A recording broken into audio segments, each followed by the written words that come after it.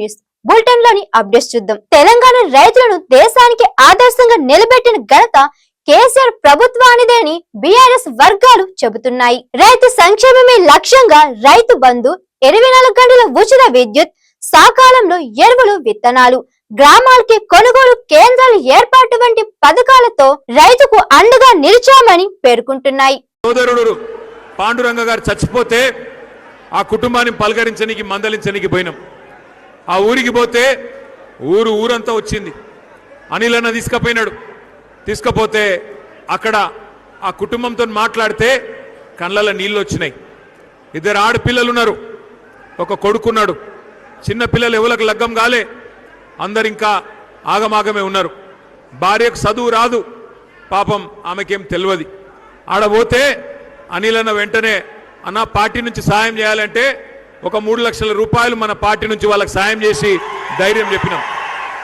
కానీ ఏం సరిపోతుంది, ఎట్లయితుంది? ఇలా మనం ఆలోచించవలసింది ఒక్కటే. కేసీఆర్ ప్రభుత్వంలో మనం ఆనాడు రైతును రాజును చేసే ప్రయత్నం చేసినాం.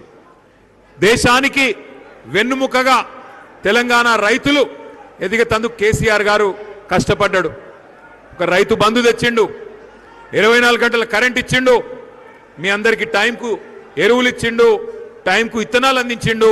మీరు కష్టపడి పంట పండిస్తే మళ్ళా కల్లాలు పెట్టి ఎక్కడికక్కడ కొనుగోలు కేంద్రాలు పెట్టి కల్లాల దగ్గరనే ధాన్యం కొన్నాడు కేసీఆర్. ఆఖరికి కరోనా వస్తే కూడా రాష్ట్రం అంతటా వడ్లు పండించిన, జొన్నలు పండించిన, మక్కలు పండించిన, శనిగలు పండించిన, నువ్వు ఏది పండించినా ప్రభుత్వానికి 100 కోట్ల నష్టం వచ్చినా బాధపడకుండా ప్రభుత్వమే మీది, తెచ్చుకున్న తెలంగాణనే మీకోసం అని చెప్పి ఎన్ని వేల కోట్ల నష్టం వచ్చినా కేసీఆర్ గారు మీకోసం నిలబడ్డాడు. బ్రహ్మాండంగా మీకు లాభం చేసే ప్రయత్నం చేసినాడు.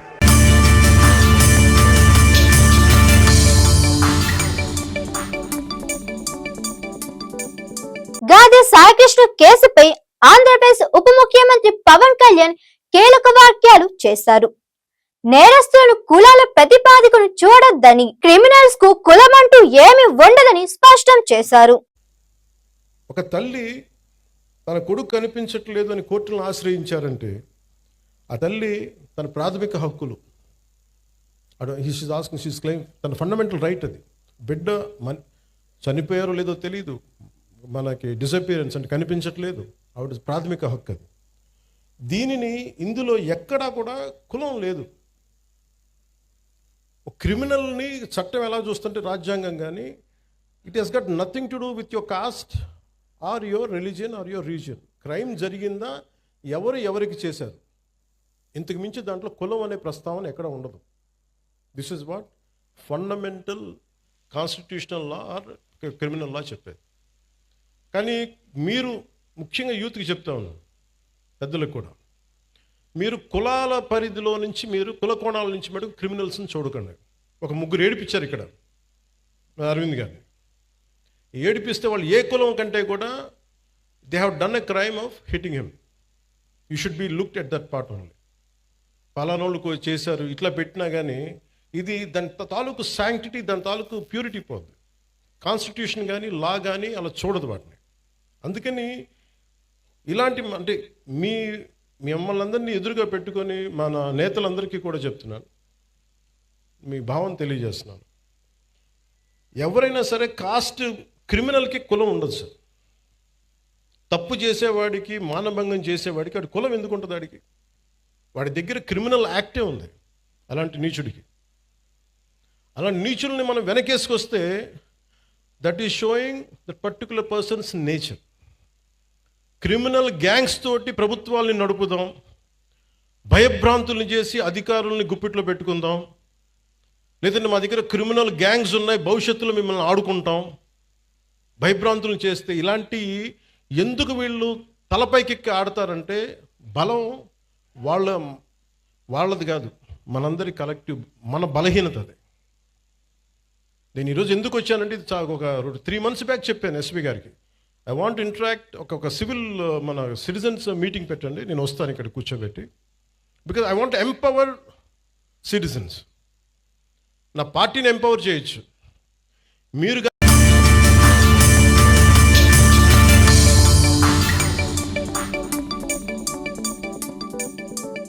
విద్యార్థుల ఆత్మగౌరవాన్ని కాపాడుతూ ప్రభుత్వ పాఠశాలల అభివృద్ధికి తెలంగాణ ప్రభుత్వం మరో కీలక అడుగు వేసింది. ప్రభుత్వ పాఠశాలలో చదివే విద్యార్థులు కార్పొరేట్ పాఠశాలల పిల్లలకు ఏమాత్రం తీసిపోకుండా అత్యున్నత ప్రమాణాలతో స్టూడెంట్ కిట్స్ ను అందించేందుకు శ్రీకారం చుట్టింది. ఈ రోజు జరిగే ఈ కార్యక్రమం ఇదేదో ఒక ప్రభుత్వ రోజువారీ జరిగేలాంటి కార్యక్రమం కాదు. కొన్ని దశాబ్దాల పాటు ఈ సమాజంలో ఉన్నటువంటి ప్రభుత్వ పాఠశాలలో చదువుతున్నటువంటి మధ్యతరగతి కుటుంబాలకు సంబంధించిన విద్యార్థులు, పేద కుటుంబాలకు సంబంధించిన పిల్లలకు సంబంధించి ఈరోజు వారి ఆత్మగౌరవం కోసం ధైర్యంగా ఏమాత్రం మనసులో ఎటువంటి కాంప్లెక్స్ లేకుండా సగౌరవంగా నేను కూడా ఎవరికి తక్కువ కాదు ఈ సమాజంలో అనేటట్టుగా ఈ రాష్ట్ర ప్రభుత్వం, ముఖ్యంగా ముఖ్యమంత్రి శ్రీ రేవంత్ రెడ్డి గారు ఆలోచన చేసి దాదాపు 27 లక్షల మంది విద్యార్థులకు కిట్లు పంపిణీ చేసే కార్యక్రమానికి ఈరోజు ఈ కార్యక్రమాన్ని మొదలుపెట్టారు. బహుశా ఇది దేశ చరిత్రలోనే, మరీ ముఖ్యంగా మన రాష్ట్ర చరిత్రలో ఇది ఒక మైల్ స్టోన్. ఈరోజు మనం ఇచ్చేటువంటి బూట్లు అదేదో కేవలం బూట్లు కాదు. ఈరోజు రాష్ట్ర ప్రభుత్వం ఇచ్చేటువంటి యూనిఫామ్ అదేదో మామూలు కుట్టించుకొని వేసుకునేటువంటి గుడ్డ కాదు. ఈరోజు విద్యార్థులకు అందించేటువంటి ఇతరత్ర వస్తువులు, పుస్తకాలు కావచ్చు, బెడ్షీట్స్ కావచ్చు, ఇతరత్ర సామాగ్రి మొత్తాన్ని కూడా ఒక కిట్లో పెట్టి ఒక కార్పొరేట్ స్కూల్కి వెళ్ళేటువంటి విద్యార్థికి ధనవంతులైనటువంటి తల్లిదండ్రులు ఏ రకంగా అయితే కొని తీసుకొచ్చి ఆ విద్యార్థులకు ఇచ్చి కార్పొరేట్ పాఠశాలకి, ప్రైవేట్ పాఠశాలకి తల్లిదండ్రులు పంపిస్తారో అదే రీతిన ఈరోజు ఈ రాష్ట్ర ముఖ్యమంత్రి రాష్ట్రంలో ఉన్న 27 లక్షల మంది విద్యార్థులకి బాధ్యత తీసుకొని తల్లిదండ్రుల పాత్ర పోషిస్తూ వాళ్ళందరికీ ఒక కిట్ ఇచ్చి నా బిడ్డల బంగారు భవిష్యత్తుతో వారి భవిష్యత్తు రాష్ట్ర భవిష్యత్తు అని ఆలోచన చేసి ఈరోజు ఇందిరమ్మ ప్రభుత్వం, ప్రజాప్రభుత్వం మీ అందరి సమక్షంలో ఈరోజు ఈ కార్యక్రమాన్ని చేపట్టింది.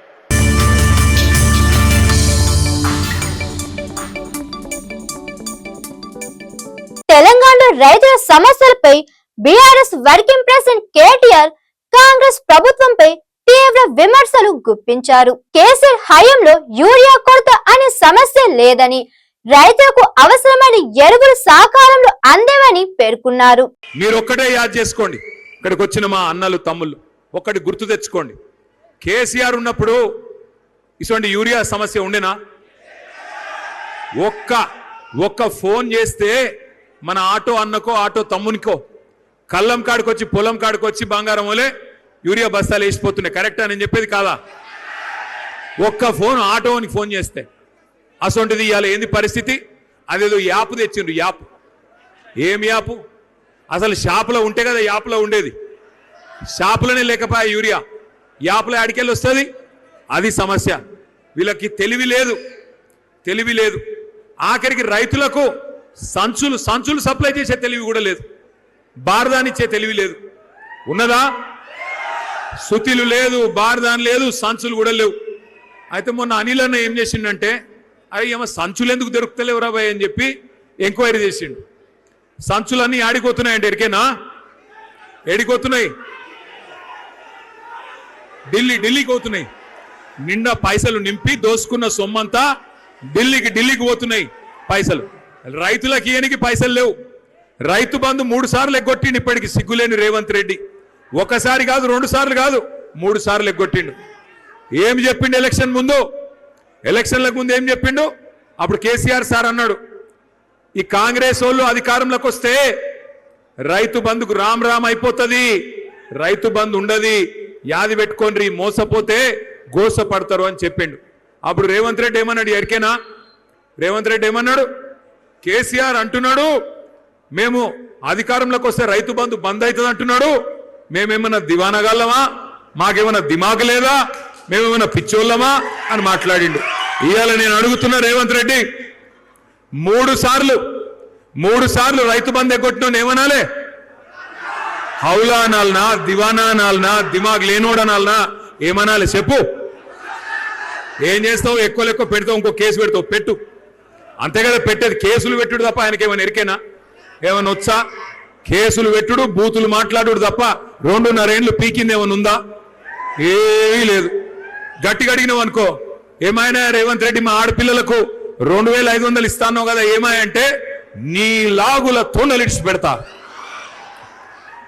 ఏమైనా రేవంత్ రెడ్డి రైతు బంధు ఎప్పుడు ఇస్తావంటే నీ గుట్లు వీకి గోటీలు ఆడతా. ఏమైనా మరి మా పిల్లగాళ్ళు ఎదురు చూస్తాను 2 లక్షల ఉద్యోగాలు ఎప్పుడు ఇస్తావా అంటే నీ పేగులు తీసుకొని మెడలేసుకుంటా. పేగులు మెడలేసుకునేది నాకు అర్థం కాదు. నువ్వు బోటి కొట్టేటోనువా? బోటి కొట్టేటోడు అయితే పేగులో మెడలేసుకుంటాడు. నువ్వు ఏమిటిది? ముఖ్యమంత్రివి. ముఖ్యమంత్రి తిరిగి మాట్లాడాలి, సిగ్గులేని మాటలు.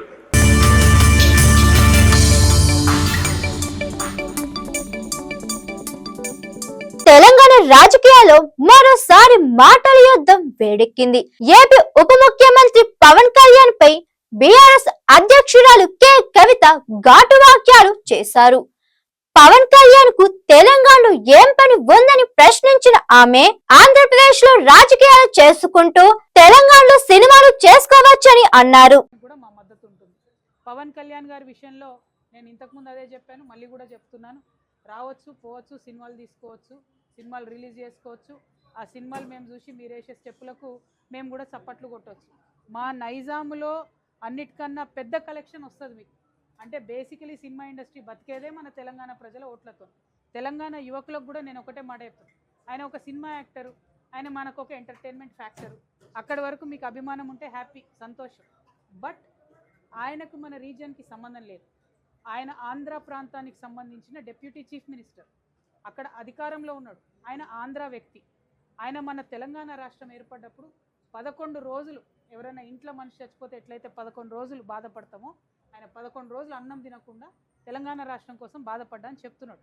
సో నేను మా యువ మిత్రులందరినీ, మా యువతులందరినీ, పవన్ కళ్యాణ్ గారి అభిమానులందరినీ ఒకటే కోరుతా ఉన్నా, ఆయన అక్కడ రాజకీయం చేసుకొని ఇక్కడ సినిమాలు తీసుకుంటే ఎవరికేం అభ్యంతరం లేదు.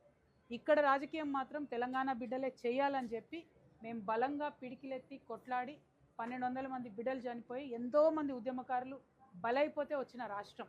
సో చిన్నపిల్లలుగా, యువకులుగా మీకు ఆ చరిత్ర తెలిసి ఉండకపోవచ్చు, దయచేసి తెలుసుకోండి. వాళ్ళు సినిమా యాక్టర్ల ముసుగులో వస్తారు, తర్వాత మన రాష్ట్రం మీద కబ్జా పెడతారు. అంతకుముందు కూడా అదే జరిగింది. సినిమాల ముసుగులో వచ్చిండ్రు, మీ భాష బాగాలేదు, మా భాష బాగుందని చెప్పి మొదలు పెడతారు. మీరు పుట్టినప్పుడు, ఈ యువకులు పవన్ కళ్యాణ్ ఫ్యాన్స్ పుట్టినప్పుడు మమ్మల్ని ఏడిపించిర్రు. మేము తెలంగాణ యాసలో మాట్లాడలేని పరిస్థితి ఉండే. అప్పుడు కొట్లాడిన మా యాసలనే మాట్లాడతాం, మా భాషలనే మాట్లాడతామని ఏమన్నారు అప్పట్లో. మాది నా ఊరు యాదగిరి, మా ఊరు భువనగిరి, నా పేరు యాదగిరి, నేను చేసేది దాదాగిరి అని చెప్పి తెలంగాణలో ఉన్న అన్ని ప్రాంతాలను అవమానించేటట్టుగా డైలాగులు ఉంటుండే ఒకప్పుడు సినిమాల్లో. కానీ తెలంగాణ ఉద్యమం తర్వాత సినిమా ఇండస్ట్రీ తెలంగాణ అటువంటి డైలెక్ట్ని హీరోలకు పెట్టడం ప్రారంభించింది. తెలంగాణ భాషలో మాట్లాడడం ఫ్యాషన్ అయింది. సో మా యూత్ అందరికి కూడా నేను అపీల్ చేస్తా ఉన్నా, he's an entertainment factor, enjoy his movies, see his dances, go to his movies, but politically he's unfit, he cannot come into our state. అందుకు మనం కొట్లాడిందే ఆయన కోసం, కొట్లాడిందే ఇట్లాంటి వ్యక్తులను మన దగ్గర రాకుండా ఉండడం కోసం. సో రండి, పోండి, సినిమాలు తీసుకోండి, మేకప్లు చెప్పుకోండి, ప్యాకప్లు చెప్పుకోండి, కానీ మా సెక్రటేరియట్ దిక్కు చూస్తే మాత్రం ఊరుకునేది లేదు. Thank you.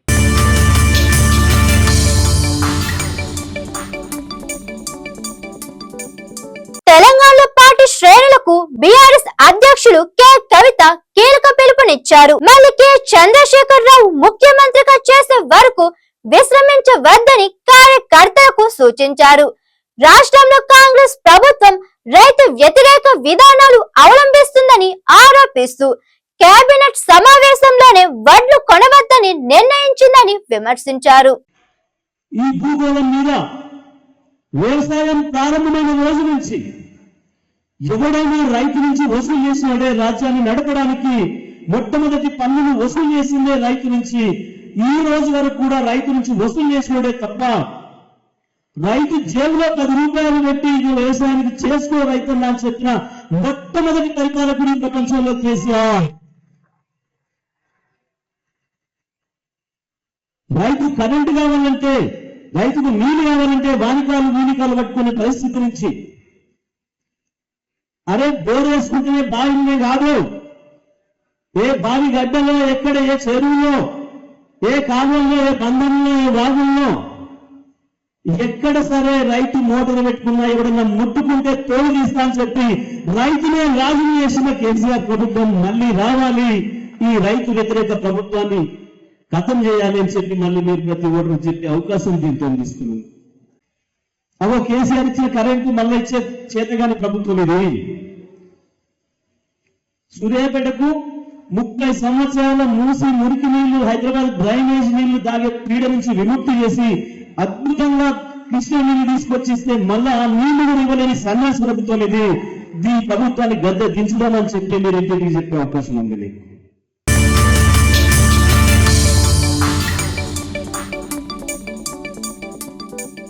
బీఆర్ఎస్ నేత అరెస్టు వ్యవహారం తెలంగాణలో రాజకీయ ఉద్రిక్తతకు దారి తీసింది. మాజీ ఎంపీ, మాజీ ఎమ్మెల్యే బల్కా సుమన్ ను ఫోటో, వాయిస్ ను ఫోరెన్సిక్ పరీక్షల కోసం నాంపల్లి ఫోరెన్సిక్ ల్యాబ్ కు తీసుకొచ్చిన సందర్భంగా ఆయనకు మద్దతుగా వచ్చిన బీఆర్ఎస్ రాష్ట్ర అధ్యక్షుడు జల్ల శ్రీను, ఉపాధ్యక్షుడు తుంగ బాలుతో పాటు పలువురు నాయకులను పోలీసులు అదుపులోకి తీసుకువచ్చారు. సభ్యులు చెన్నూరు మాజీ ఎమ్మెల్యే బాల్క సుమన్ గారు సింగరేణి ప్రాంతంలో 16,000 కోట్ల రూపాయల బొగ్గు స్కామ్ జరిగింది. తీసిన బొగ్గును లెక్కలు చూపించకుండా దాన్ని మాయం చేసిన అనే దాని మీద సింగరేణి కార్మికుల దగ్గర మాట్లాడుతున్న సందర్భంలో వారు మామూలుగా మాట్లాడినా కావాలని చెప్పి రాష్ట్ర ప్రభుత్వం ఆయన మీద అక్రమ కేసులు పెట్టి ఇప్పటికీ 22 రోజులు ఇవాళ జైల్లో నిర్బంధించడం జరిగింది. అదే కాంగ్రెస్ సంబంధించిన శాసనసభ్యులు జడ్చర్ల ఎమ్మెల్యే కానీ, రామగుండం శాసనసభ్యులు కానీ, అదేవిధంగా స్వయంగా ముఖ్యమంత్రి గారే పేగులు తీసుకొని మెడల్ వేసుకుంటామని చెప్పినా, ఇంకో ఎమ్మెల్యే కాలు చేతి నరికిస్తామని చెప్పినా కూడా కంపెనీలు పేల్చిస్తామని చెప్పి కాంగ్రెస్ పార్టీ ఎమ్మెల్యే ఎవరు మాట్లాడినా వాళ్ళది ఇంతవరకు ఎలాంటి కేసు ఉండదు, వాళ్ళకు ఎలాంటి ఫోరెన్సిక్ ల్యాబ్ టెస్టులు ఉండదు. అదే బీఆర్ఎస్ పార్టీ సంబంధించిన నాయకుడు బాల్క సుమన్ గారిని మాత్రం 22 రోజులుగా జైల్లో అక్రమంగా నిర్బంధించడమే కాకుండా ఇవాళ ఫోరెన్సిక్ సైన్స్ ల్యాబొరేటరీ టెస్ట్ కూడా ఇవాళ నాంపల్లికి తీసుకురావడం జరిగింది. అంటే ఒక రకంగా ఎవరైతే ప్రశ్నిస్తారో ఈ ప్రభుత్వంలో జరుగుతున్న అవినీతి అక్రమాలను ఎవరైతే ప్రశ్నిస్తారో నాయకులు ఉన్నారో వాళ్ళందరి మీద బలవంతంగా అక్రమ కేసులు పెట్టి ఇవాళ భయప్రాంతాలకు గురి చేసే విధంగా ఇవాళ ప్రభుత్వ తీరు ఉన్నది. కాబట్టి ప్రభుత్వం ఎన్ని చేసినా మేము మాత్రం భయపడే ప్రశ్న లేదు. బాల్క సుమన్ గారు ఎలాంటి తప్పే లేదు, ప్రజల పక్షాన్ని మాట్లాడు, సింగరేణిలో జరుగుతున్న అవినీతిని ప్రశ్నించండి తప్ప సొంత వ్యక్తిగత ఎజెండాతో ఎక్కడ మాట్లాడలేదు. ఈ కాంగ్రెస్ ప్రభుత్వం ఎన్ని నిర్బంధాలు పెట్టినా, ఎన్ని కేసులు పెట్టినా భయపడే ప్రశ్న లేదనే విషయాన్ని ఇవాళ ముఖ్యమంత్రి రేవంత్ రెడ్డి గారు గుర్తుంచుకోవాలి. మీ నాయకులు చేస్తున్న అవినీతి గురించి నువ్వు విచారణ జరిపించి చర్యలు తీసుకోవాల్సింది పోయి అవినీతి జరిగిందన్న నాయకుల మీదనే అవినీతి జరిగిందని చెప్పి ఎవరైతే ఆరోపిస్తారో ఆధారాలతో సహా చూపిస్తానన్నా కూడా ఇవాళ కాంగ్రెస్ పార్టీ ప్రభుత్వం ఇవాళ పట్టించుకోకుండా ఇవాళ నిజాలు చెప్పిన నాయకుల మీద ఇవాళ కేసు పెట్టడాన్ని ఇవాళ తెలంగాణ సభ్య సమాజం కూడా ఇవాళ చాలా తీవ్రంగా ఇవాళ వ్యతిరేకిస్తూ ఉన్నది.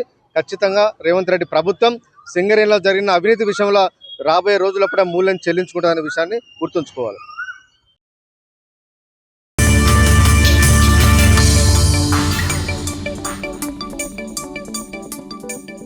వరంగల్ జిల్లాలోని నర్సంపేట మండలం ఇప్పల్ తండాలో ఉద్రిక్త పరిస్థితులు నెలకొన్నాయి.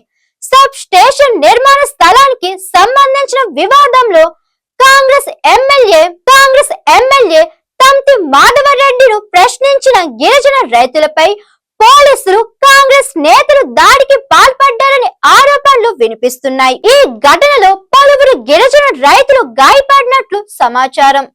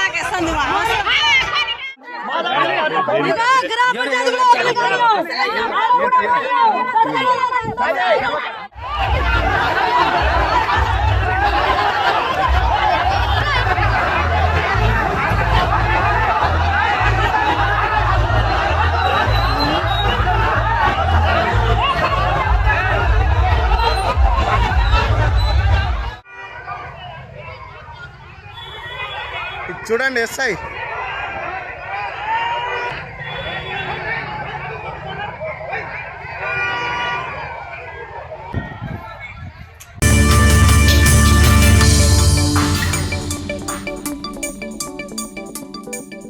బ్లాక్ లో యూరియా అమ్మకాలు కేంద్రాల వద్ద రైతులు అవస్థలు, యూరియా బస్తాపై అదనపు వసూళ్లు, రైతుల ఆగ్రహం. సూర్యాపేట జిల్లా మధ్యాల క్రాస్ రోడ్డు ప్రాంతంలోని ఓ ఎరువుల దుకాణంలో యూరియా బస్తాపై అదనపు ధరలు వసూలు చేస్తున్నారంటూ ఆగ్రహాలు వ్యక్తం చేసిన రైతులు. అడగండి కలెక్టర్ అడగండి, మీరు కూడా అడగండి కలెక్టర్ అడగండి. 250 బస్తా వాళ్ళకి వస్తే 300 ఎందుకు తీసుకుంటారని కలెక్టర్ అడగండి.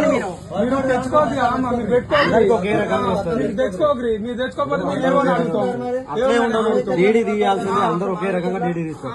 అవునా డీడీ ఎవరైనా ఒకే రకంగా డీడీ తీస్తారు. అసలు అరే కాదండి, ఇప్పుడు మీరు పెట్టకుండా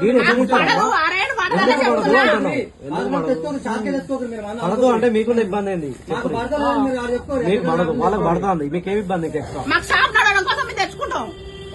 అది అవసరం ఉన్నోడే తెచ్చుకోగలరు.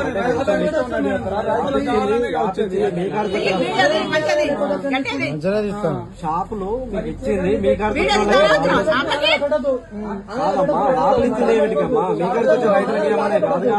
లాభ ఇచ్చింది ఎవరైనా బుక్ అవునా కదా? లాభ ఇచ్చింది ఏమిటికి? ఎవరైనా బుక్ చేసి ఒక షాపులు